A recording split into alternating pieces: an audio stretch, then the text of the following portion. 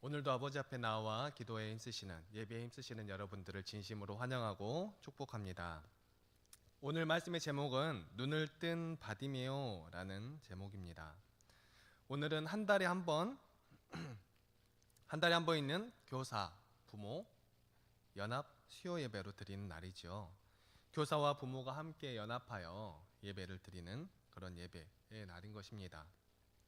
여러분, 제가 조금 뜬금없는 얘기긴 한데 명절 얘기를 좀 해보려고 합니다. 여러분, 설날이나 추석 명절에 어디 가시나요? 설날이나 추석 명절에 에버랜드 가시죠? 그렇죠. 설날이나 추석 명절에 고향집에 가십니다. 요즘에는 시대가 많이 바뀌고 또 코로나 때문에 더욱 많이 바뀌어 버리긴 했는데 보통 명절에는 본가를 방문하지요. 시가나 처가에 방문을 합니다. 왜 방문합니까? 말씀 안 하시면 안 해요. 말씀 안 하시면 왜 시가나 처가에 가시나요? 부모님께 인사드리러 가죠. 네, 맞습니다. 명절에 본가를 방문하는 것은 어른들을 만나기 위함입니다. 세배를 하기도 하고 또 안부를 묻고 집안의 어른들은 덕담을 또 한마디씩 해주시죠. 그런데 아이들은 특히 사춘기가 이제 다가오고 또 사춘기가 지나가고 있는 아이들은 명절에 시골에 가는 거 좋아합니까? 안 좋아합니까? 좋아해요? 별로 안 좋아하죠. 엄마 아빠랑 어디 가는 것 자체를 별로 안 좋아합니다. 그렇죠? 그런데 특히 시골에 가자 그러면 더 좋아해요? 안 좋아합니다. 더 안 좋아합니다. 아니, 아이 때는 안 그랬는데 사춘기가 오면 그러는 것 같습니다. 물론 그렇지 않은 아이들도 있어요. 잘 따라다니는 아이들도 있습니다. 할아버지 할머니 만나러 가는 거 좋아하는 그런 아이들도 있을 것입니다. 그런데 보통은 그렇지 않죠. 그러다가도 아이들은 명절에 할머니 할아버지 댁에 가는 것을 점점 더 좋아하게 됩니다. 좋아하게 되면 무엇 때문에 좋아하게 될까요? 잘 하시네요. 저만 그러는 게 아니었네요. 용돈 명절 때 가시면은 그 용돈에 눈에 띄어서 이제 점점 이제 그 가는 게 좋아지다가 이제 점점 성숙해지면은 어, 용돈을 바라보기보다는 할머니 할아버지를 바라보게 되고, 가족을 만난다는 게 이런 느낌이구나 하는 걸 점점 알아가게 되죠. 맞습니다. 그런 것 같습니다. 명절 본연의 목적인 어른을 만나고 안부를 묻고 또 그동안 못했던 여러 가지 이야기를 나누며 함께 어울리게 되는 것이죠. 그런데 여러분 예배가 뭔지 아십니까? 지금 우리가 드리고 있는 이 예배 뭔지 아시죠? 속으로 뭔지 잘 생각하고 있으실 것입니다. 예배가 무엇인지 안다고 생각하실 수 있어요. 그런데 그러면 여러분은 예배에 나아오는 이유가 무엇입니까? 여러분은 무엇 때문에 예배에 나아오시나요? 네, 솔직하게 말씀하셔도 돼요. 입 밖으로 내기 힘드시면 속으로 살짝 말씀해 주셔도 됩니다. 혹시 은혜 받으러 나오시진 않으셨습니까? 맞죠? 네, 은혜 받으러 나오셨어요. 그래서 여러 가지 이유로 은혜를 받지 못하면 어떻게 해요? 오늘 수요 예배 나왔는데 김광식 목사가 말씀을 잘 못 전하네. 은혜를 못 받았어. 그럼 어떻게 해요? 김광식 목사 이렇더라 저렇더라 이제 시작됩니다. 김광식 목사 잘하는 줄 알았더니 별거 없더라. 그쵸? 시작됩니다. 시작됩니다. 내가 이 교회를 나가야 하나, 김광식 목사 얼굴 보러 교회 나가야 되나 이런 생각부터 해가지고 다른 교회로 옮길까? 김광식 목사 꼴보기 싫은데 이런 생각도 들고 별 생각 다 듭니다. 누구처럼요? 아까 그 아이처럼 꼭 그럽니다.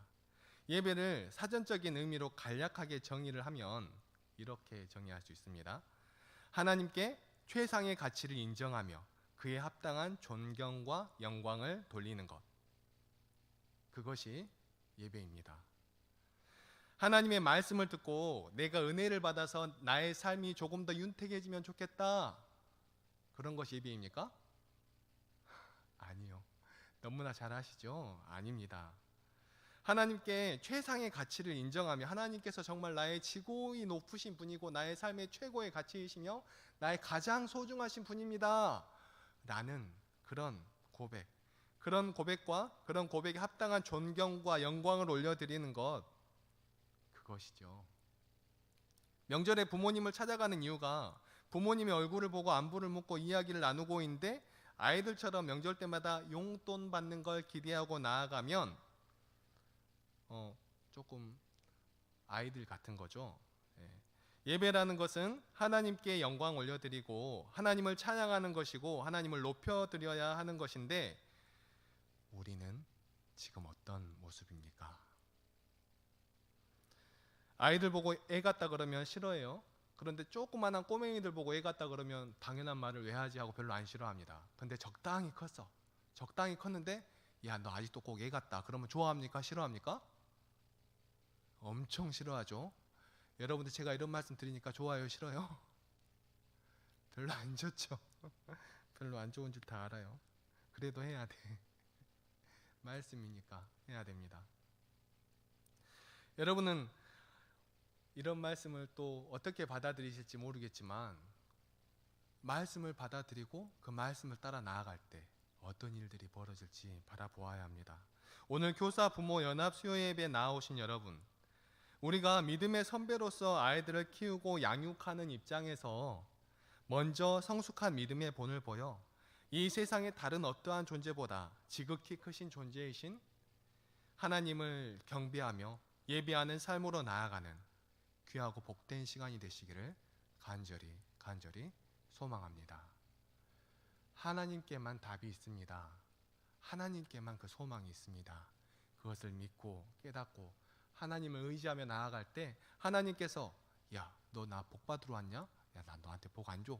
이렇게 하시는 것이 아니라 그 하나님만 높이며 나아갈 때 그 하나님께서 우리에게 차고 넘치는 은혜를 부어주실 것을 믿으며 나아가는 우리 믿음의 백성들이 되기를 소망합니다. 오늘 본문에 한 맹인이 등장하지요. 마태복음과 누가복음에도 이 치유의 역사와 비슷한 내용이 등장하지만 두 본문에서는 그 맹인의 이름은 등장하지 않습니다. 그리고 요한복음에서도 꼭 비슷한 맹인이었던 날 때부터 맹인이었던 사람이 등장하긴 하는데 배경이 다르죠. 오늘 본문에 나온 말씀과 그리고 또 마태복음, 누가복음에 나온 배경에는 여리고 성에서 일어난 일이었고, 요한복음에서 일어난 일은 예루살렘 성에서 일어난 일을 다루고 있습니다. 오늘 마가복음의 본문에 등장하는 맹인의 이름은 바로 바디메오입니다. 제가 주일학교 시절에 많이 부르던 찬양 속의 주인공이죠. 아마 여러분들도 잘 아실 것입니다. 예수님이 말씀하시니 우리 변하여 포도주 됐네. 예수님이, 거기 3절에 나옵니다. 말씀하시니 바디메오가 눈을 떴다네. 아시죠? 예. 너무 신나게 불렀던 그런 찬양이죠. 요즘 아이들은 너무 세대가 급변해서 찬양도 너무 빨리빨리 변하더라고요. 그래서 이게 그 어린아이 시기 때 배운 찬양들이 머릿속에 남아있을까 하는 그런 걱정이 조금 되긴 하는데, 아무튼 이 찬양 속의 주인공을 오늘 본문에서는 이렇게 소개하고 있습니다. 디메오의 아들이며 맹인 거지라고 소개합니다. 디메오의 아들이라는 뜻이 바디메오라는 뜻입니다. 그러니까 바디메오라는 말은 디메오의 아들이라는 말이 되는 것이죠. 당시 맹인들은 대부분 국어를 하지 않으면 생계를 이어갈 수 없는 극빈자였으며, 또한 대부분의 장애가 죄를 지은 사람에 대한 하나님의 징벌이라고 생각했기 때문에 그들의 삶은 굉장히 비참하고 어려웠습니다. 맹인 거지였던 바디메오는 나사렛 예수라는 분이 자기 앞을 지나가고 있다라는 그런 말을 듣게 되죠. 그러자 맹인 바디메오는 큰 소리로 예수님을 부르기 시작합니다. 다윗의 자손 예수여, 나를 불쌍히 여기소서. 저는 작게 말했지만 크게 외쳤습니다. 그렇게 큰 소리로 소리치자 사람들이 잠잠하라 라고 말하죠. 지금 훌륭하신 분이 우리 앞에 지나가는데 왜 떠들어? 이런 뉘앙스인 것입니다. 웬 맹인이 큰 소리로 소리치니까 사람들이 이게 뭐야, 시끄럽게 굴지 마 라고 이야기하는 것이죠. 그러나 바디메오는 더욱더 큰 소리로 예수님을 부르죠. 다윗의 자손 예수여, 나를 불쌍히 여기소서 하고 더욱더 크게 부릅니다. 그러자 예수님은 머물러 서서 그를 불러 너에게 무엇을 주기를 원하시느냐 물어보시죠. 맹인이었던 바디메오가 무엇을 원했겠습니까? 물어 뭐 하겠습니까? 당연한 것 아니겠습니까? 눈 안 보이는 사람한테 뭐 해줬으면 좋겠어? 라고 물어보는 것이 이상하죠. 당연히 앞을 보게 해주세요 라고 하는 것이죠. 그에 대해 예수님은 내 믿음이 너를 구원하였다 말씀하시고 곧 그의 눈이 떠져 보게 되는 놀라운 기적의 은혜를 체험하게 됩니다. 바디메오는 자신의 처지를 잘 알았습니다. 육적으로는 앞을 보지 못한다는 사실은 모를 수가 없죠. 육적으로는 온전하지 못한 그러한 모습이 예수님을 만나게 되면 온전해질 수 있다라는 그러한 사실을 알았습니다. 그리고 바디메오는 이때는 알지 못하였지만 영적으로도 예수님이 없었던 어두운 뿐인 그러한 삶 가운데에서 우리의 삶의 소망이 되시고 우리의 삶의 빛이 되시는 예수님을 만남으로 그 이후의 삶이 예수님과 동행하는 삶으로 나아가게 됩니다. 오늘 본문을 통해서 그가 눈을 뜰 수 있게 되었던 이유를 함께 살펴보며 감겨져 있는 우리의 영적인 눈이 뜨이게 되고 이후의 삶 가운데에서 예수님과 동행하게 되는 귀하고 복된 시간이 되시기를 간절히 소망합니다. 첫 번째로 바디메오는 사람들의 벽을 뛰어넘었습니다. 은혜 앞에는 항상 장벽이 있습니다. 바로 사단이 방해하기 위하여서 만들어 놓은 그러한 장벽인 것입니다. 사단은 우리가 은혜의 길로 나아가는 것을 원하지 않습니다. 필사적으로 막아야 하지요. 그리고 많은 사람들이 그 고개를 넘지 못하고 돌아서게 됩니다. 제가 전에 있었던 말씀을 하나 해드릴 건데요. 이런 예화를 들 때 보통 예화인데 저는 실제로 겪었던 이야기입니다. 전에 있었던 교회에서 겪었던 일인데요. 어떤 집사님이시긴 하신데 교회를 오랫동안 통 안 나오셨어요. 오랫동안 안 나오시다가 어느 날 담임 목사님께서 그곳에 이제 한번 가보세 해서 같이 갔습니다. 같이 갔는데 이제 목사님이랑 이야기를 잘 끝내고 그 집사님이 이제 돌아오는 주일부터 교회 나오겠습니다 라고 말씀하신 거예요. 아니 이게 웬걸, 한 몇 년 안 나오셨는데 그동안에는 목사님께서 이제 안 가보셨다가 어떻게 기회가 돼서 가보셨는데 나오신다고 하시는 거예요. 그래서 아 잘됐다, 이 목사님이랑 그렇게 대화를 하면서 왔습니다. 그런데 주일날이 됐는데 이분이 안 오시는 거예요. 당연히 그럴 수 있겠죠. 오랫동안 안 나오셨는데 그냥 입으로만 말로만 나갈게요 하는 경우도 있잖아요. 더러 그러니까 안 나오셔가지고 이제 그런가 보다라고 생각할 수 있는데 제가 이제 궁금해서 전화를 해봤습니다. 그런데 갑자기 친척이 찾아와가지고 못 나오셨답니다. 그런데 그 다음 주에 또 안 나오신 거예요. 그 다음 주에 또 전화를 했더니 평소에 잘 다니던 길에서 갑자기 넘어져서 다리를 접질러가지고 발이 삐끗했답니다. 그래서 못 나오셨대요. 그래가지고 그 다음 주에 또 전화를 했는데 또 안 나오셨어요. 또 안 나오셔가지고 또 전화를 했는데 차가 빵꾸가 났답니다. 아니 그래가지고 이제 그 주에는 목사님이랑 실제로 방문을 했어요. 방문을 했는데 이제 차가 한쪽으로 이렇게 축 처져 있더라고요. 빵꾸가 나가지고 그 다음 주가 됐는데 이번 주에는 진짜 나오시겠지. 빵꾸가 그 전 주에는 뭐 거짓말이었는가 어쨌는가 모르고 그 다음 주에는 진짜로 나오시겠지라고 했습니다. 빵꾸 떼워서 나오시겠지. 그랬는데 또 안 나오신 거예요. 또 전화해봤어요. 집사님 무슨 일 있으세요? 분명히 나오신다 그랬는데 안 나오시니까 4주째 지금 벌써 갔어요. 아니 전화를 했어요. 그랬더니 세상에 차가 평소에 잘 다니던 차가 전봇대랑 뽀뽀를 했다네요. 그래가지고 전봇대 시계 뽀뽀한 게 아니라 논두렁이 같은 이런 외길이었는데 거기서 가다가 이렇게 살짝 빠져가지고 전봇대에 콩 찌그러져 있다고. 그래가지고 그날 또 예배 끝나고 바로 또 가봤습니다. 그랬더니 대차 전봇대하고 인사를 하고 있더라고요. 차가. 그래서 세상에 이런 일이 있구나 하면서 집사님 이런 일 다시 안 일어나게 기도를 빡세게 한번 해주셔야겠습니다 목사님. 그랬더니 목사님이 기도를 해주신다고 기도를 해주셨는데 그 다음 주부터 정상적으로 잘 나오셨어요. 그런 놀라운 일이 있었습니다. 그 일 끝나고 나오면서 그 4주 후에 목사님 그 차랑 전봇대랑 마주보고 있고 신방 갔다가 오시면서 목사님께서 그런 말씀을 하시더라고요. 어떻게 생각하면은 흔히 있을 수도 있는 그런 일이잖아요. 근데 그게 4주 연속으로 그런 일이 일어나니까 목사님께서 그런 말씀을 하시더라고요. 영적인 방해가 있는 거다고, 사단의 방해가 우리 발목을 잡고 있는 거다고, 저 집사님의 발목을 잡고 있는 거다고, 교회에 나오면 자기가 안 좋으니까 그 못 나가게 하려고 그렇게 하는 거다라고 말씀하시더라고요. 그래서 저는 그 전까지는 그러려니 하고 있다가 그 말씀을 들으니까 아, 대차 그렇구나 라는 생각이 들었습니다. 그 전에는 그런 생각을 안 해보다가 목사님의 그런 말씀으로 인해서 그런 것을 알게 되었죠. 이 집사님 때는 마음이 동해서 저도 바로 전화로 한번 신방을 하고, 또 친척이 오셔서 못 오셨다고 하는 것도 듣고 막 자꾸 이렇게 했지만, 정말 그 다음 주에도 문제가 생기고 그 다음 주에 또 문제가 생기고 이런 모습을 보면서 정말 보통 영적인 일이 이렇게 눈에 보일 만큼 뻔히 나타나는 경우가 잘 없지 않습니까?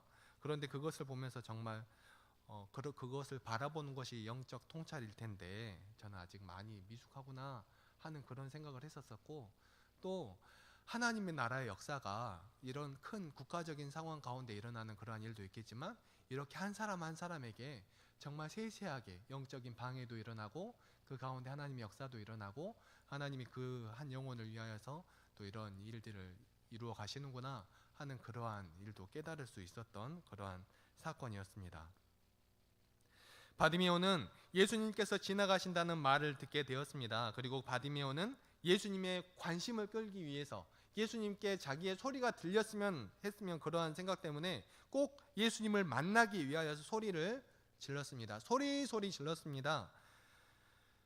그런데 아니나 다를까 이런 바디메오를 방해하는 장벽, 바로 사람들의 방해가 그 장벽이었던 것입니다. 조용히 하라고 윽박 지릅니다.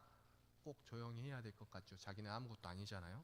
예수님한테 자기는 아무것도 아닌데 예수님 주위에 있는 그런 사람들이 조용히 하라고 하니까, 예수님이 지나가시는 길에 너 같은 맹인이 왜 소란을 피우냐며 잠잠하라 이렇게 말을 하니까 사람들의 방해는 바디메오가 예수님께 나아가는 것을 철저하게 막아서는 그러한 일이 된 것입니다. 그러나 바디메오는 여기에서 낙심하지 않지요. 그래, 나 같은 맹인이 소리 질러 봐야 돌아보시기는 하겠나? 뭐 이렇게 나 같은 거지가 소리 질러 봐야 저렇게 바쁘신 예수님께서, 저렇게 사람들 사이에 둘러싸이셔서 저렇게 환대받으시는 예수님이 나 같은 사람을 돌아봐 주시긴 하겠나? 바디메오는 그렇게 생각하지 않았습니다.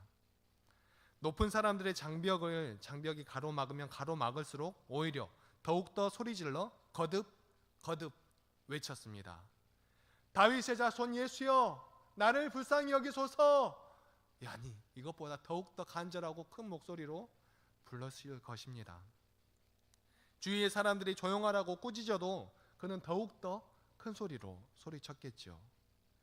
다윗의 자손 예수여, 나를 불쌍히 여기소서. 이것이 바로 바디메오에게서 본받아야 할 그러한 모습이죠.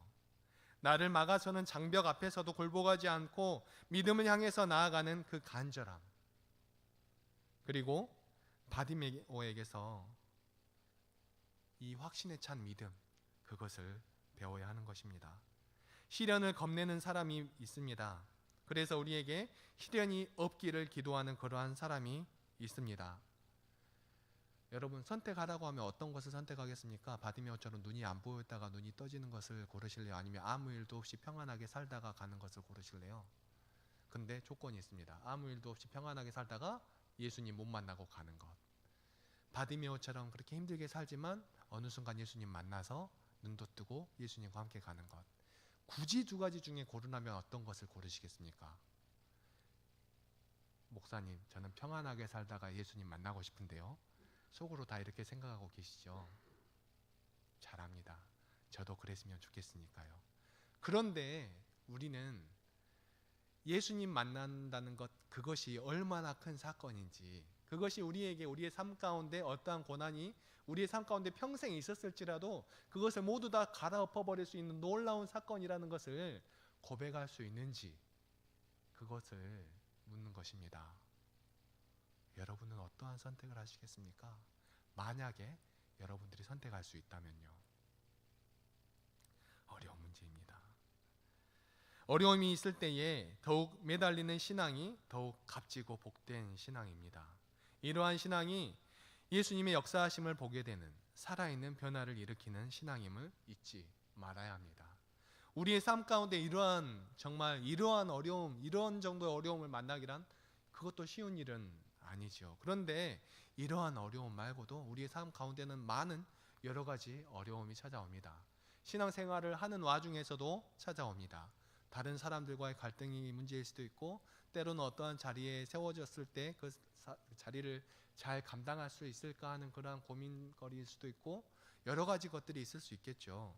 하지만 우리가 편한 자리, 우리가 가고 싶은 자리에만 있고 싶어 한다면 그것이 과연 예수님께서 보여주신 십자가의 은혜에 정말 반응하며 나아가는 그러한 모습인지 우리는 돌아보아야 하는 것입니다.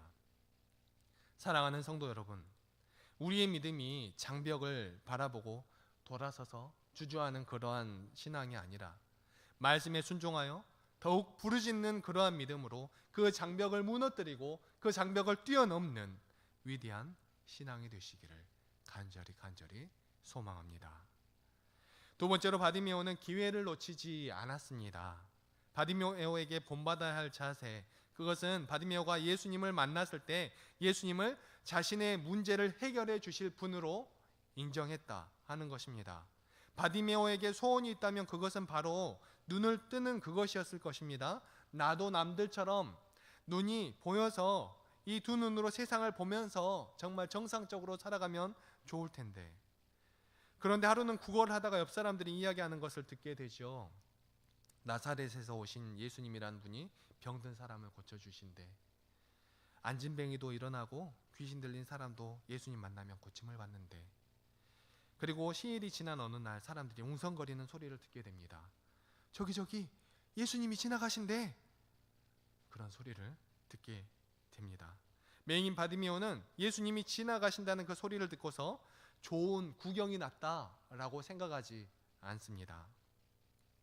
그저 지나가는 이야기로 생각하지 않았습니다. 그저 훌륭하신 분이 지나가는구나, 이런 정도의 이야기로 생각하지 않았다는 것이죠.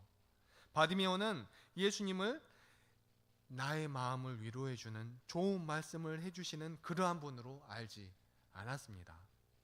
바디메오는 예수님을 바로 나의 문제를 해결해 주실 수 있는 그러한 분, 나의 삶을 구원해 주실 수 있는 그러한 분, 나의 정말 힘들고 어려운 상황을 극복하게 해주실 수 있는 그런 분, 그런 분으로 바라보았다 하는 것입니다.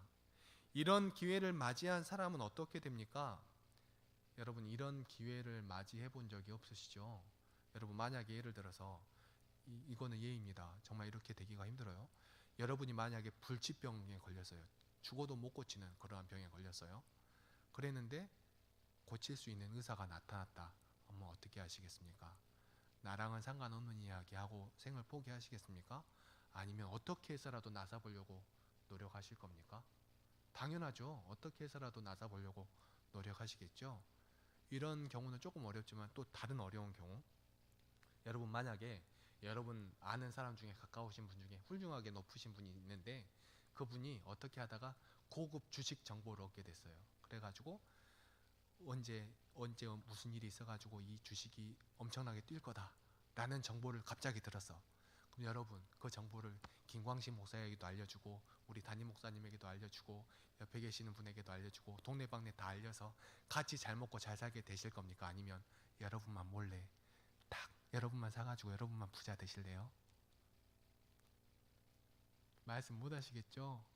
솔직히 말씀하셔도 돼요. 입으로는 같이 이렇게 하셔도 속으로는 그렇게 돼봐요. 그렇게 될 수 있나? 물론 그렇게 되기를 기원합니다. 그런 게 사람의 마음이고, 왠지 또 알려지면 안 올라갈 것 같잖아요. 어려운 게 사람 마음이에요. 그죠? 그런데 그거하고는 비교할 수 없는, 그런 거하고 비교할 수 없는, 죄송합니다. 그런 거랑 비교를 해서. 근데 그런 소식과는 비교할 수 없는 놀라운 소식, 정말 놀라운 소식, 내가 정말 지금까지 살면서 평생 눈이 안 보였는데 이 눈이 안 보인 것을 고쳐주실 수 있는 분이 지금 옆에 지나가신다. 그렇게 예수님을 받아들였다는 것입니다.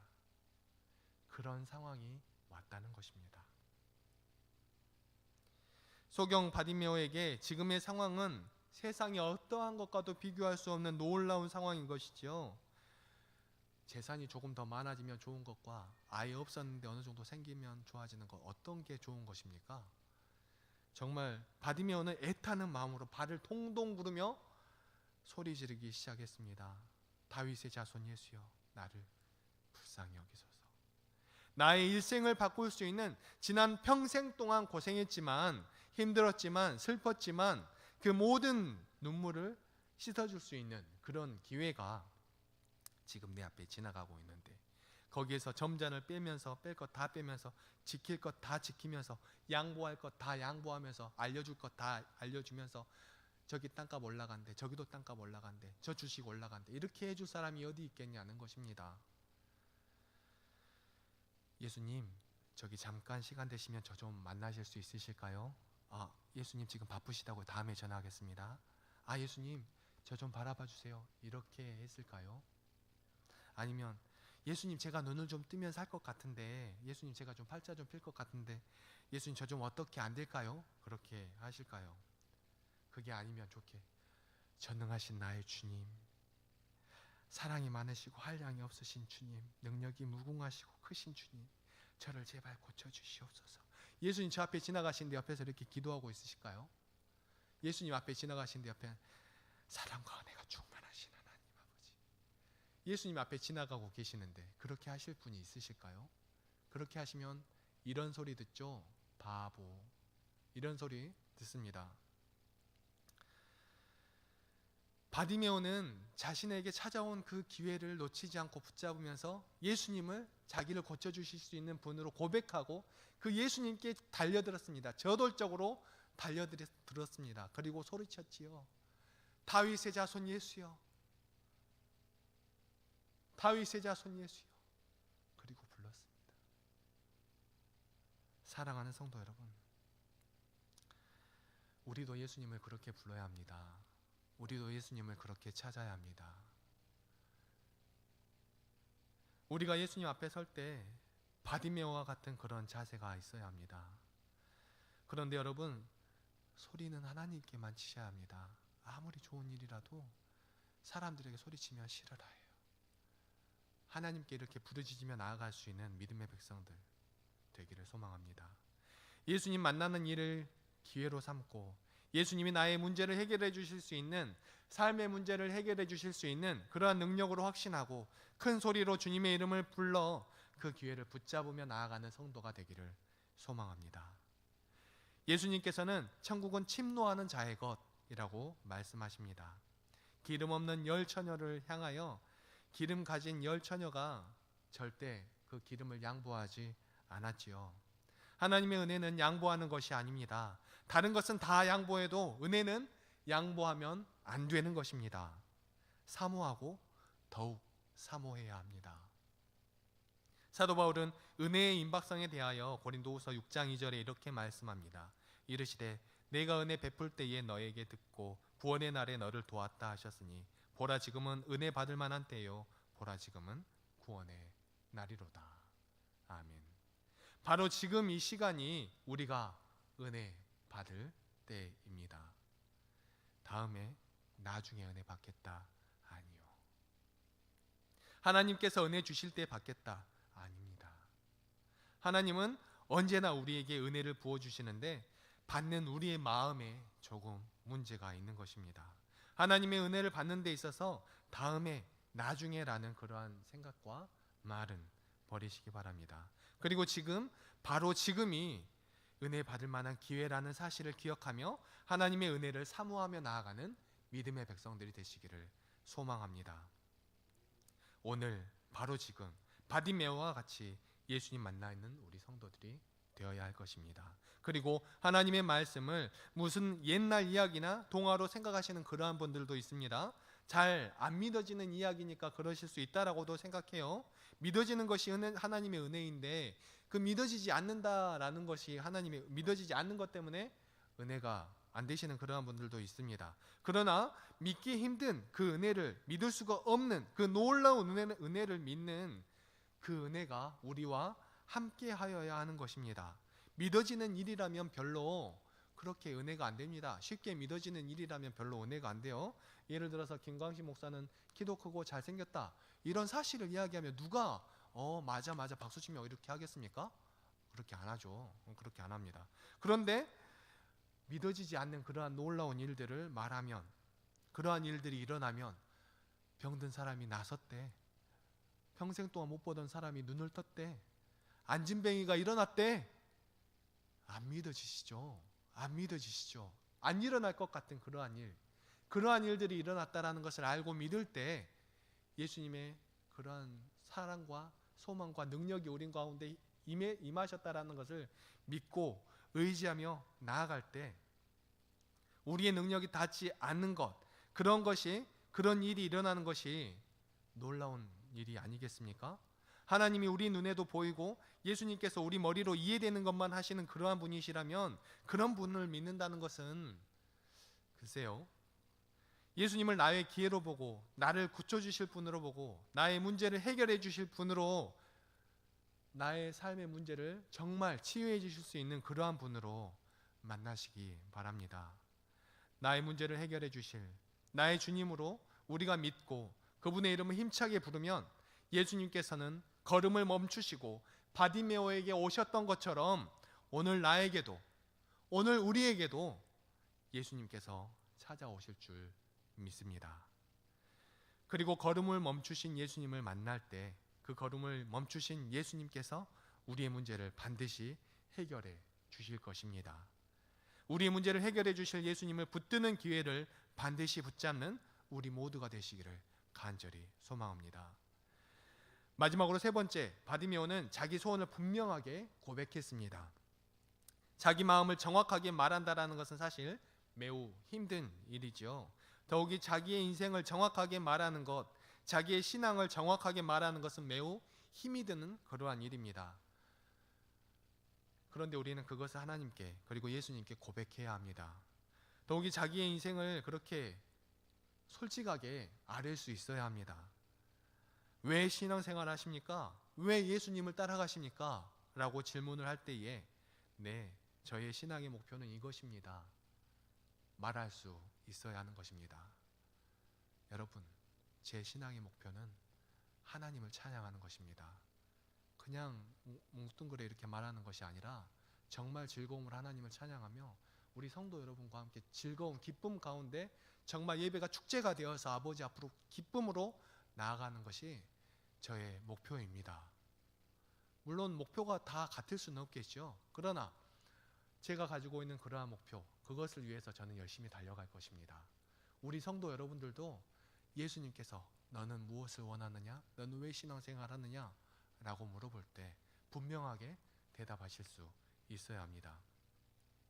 바디메오는 그 삶의 목표가 다른 것이 아니었습니다. 다른 거라고 할 것도 없었습니다. 하나님을 만나는 것, 유대인이었으니까 하나님 앞에 가는 것, 그건 당연한 것일지도 모르겠지만 지금 바디메오에게는 더욱더 중요한 것은 그 눈을 뜨는 그러한 일이었습니다. 그리고 바디메오는 예수님께 그렇게 구했습니다. 눈을 뜨게 해주세요. 예수님 뭐라고 하십니까? 네 믿음이 너를 구원하였다. 나에게 너의 삶을 고백한, 나에게 너의 소원을 고백한 그 네 믿음이 너를 구원하였다 라고 말씀하십니다. 그리고 눈을 뜬 바디메오는 어떻게 합니까? 눈을 뜬 바디메오는 이제 눈을 떴어요. 정말 기뻐요. 놀라운 일이 일어났어요. 그리고 나서 감사합니다 예수님, 안녕히 계세요 이러고 자기 삶을 찾아갑니까? 눈을 뜨게 해주신 그 예수님, 그 예수님을 바라보며 그 예수님과 함께 나아가죠. 어디까지 가는지 모르겠습니다. 그런데 이 바디메오가 예수님을 따라 나아갔다라고 기록합니다. 52절 말씀입니다. 예수께서 이르시되 가라, 내 믿음이 너를 구원하였느니라 하시니 그가 곧 보게 되어 예수를 길에서 따르니라. 아멘. 이 바디메오는 이제 그 다음에 예수님을 아마 열심히 증거하고 다녔을 것입니다. 그 다음에 언제까지 예수님과 함께 다녔는지 모르겠지만 이 바디메오는 정말 예수님 놀라운 분이야, 정말 예수님 어딜 가나 예수님 이야기 먼저 하지 않았겠습니까? 여러분도 한번 생각해 보세요. 여러분들이 이러한 상황을 겪었어요. 그러면 예수님을 정말 이렇게 기쁘게 즐겁게 증거하고 다니지 않겠습니까? 그런데 여러분, 지금 우리의 모습은 어떻습니까? 믿음의 선배된 우리들로서 다음 세대의 믿음을 정말 예수 그리스도에 대한 그 크신 사랑과 하나님의 그 한량 없으심을 증거하고 가르쳐야 될 우리 선생님들, 그리고 믿음의 선배 되신 우리 어머님들, 아버님들, 어떤 모습으로 하나님 앞으로 나아가십니까? 오늘 은혜 받았어? 아니, 오늘은 좀 별로네. 혹시 그러시진 않나요? 오늘 교회 갈까? 아니, 오늘은 조금 바빠서 안 돼. 혹시 그러시지 않나요?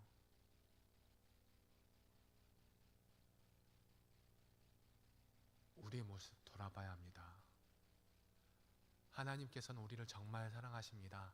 예수님은 우리를 정말 사랑하십니다. 그리고 우리에게 놀라우신 사랑을 보여주셨지요. 그런데 우리는 정말 다른 어떠한 것보다 우리의 생각이 중심이 되어서 우리의 생각대로 나아가려고 할 때가 너무나도 많이 있습니다. 그러한 우리의 모습을 고백하며, 예수님, 저 아직 너무 부족합니다. 저 자주 넘어집니다. 예수님, 그럴 때 다시 제 손을 잡아주세요. 그렇게 붙들며 예수님을 다시 의지하며 나아가는 신앙의 선배들이 되어야겠습니다. 사랑하는 성도 여러분, 신앙의 길이 어렵습니다. 이렇게 힘이 듭니다. 내 마음대로 가면 안 될 것 같은 그러한 길입니다. 하지만 우리가 정말 하나님을 따르고 예수 그리스도를 믿고 그 사랑으로 충만하다면 우리의 마음이 그것을 갈급하게 될 것입니다. 사랑하는 성도 여러분, 지금은 은혜 받을 만한 때입니다. 바로 지금 이때 믿음의 본을 보여 아름다운 예배로 세워져 나아가는 믿음의 백성들이 다 되시기를 간절히 소망합니다. 기도하시겠습니다. 사랑과 은혜가 충만하신 하나님 아버지, 너무나 감사합니다. 오늘도 우리와 함께 하여 주셔서 말씀을 통하여 우리의 삶을 바라보게 하여 주시고, 눈을 뜬 바디메오처럼 우리가 올바른 그 생명의 빛 예수 그리스도를 바라보며 한 걸음씩 나아갈 수 있도록 하여 주시니 너무나 감사합니다.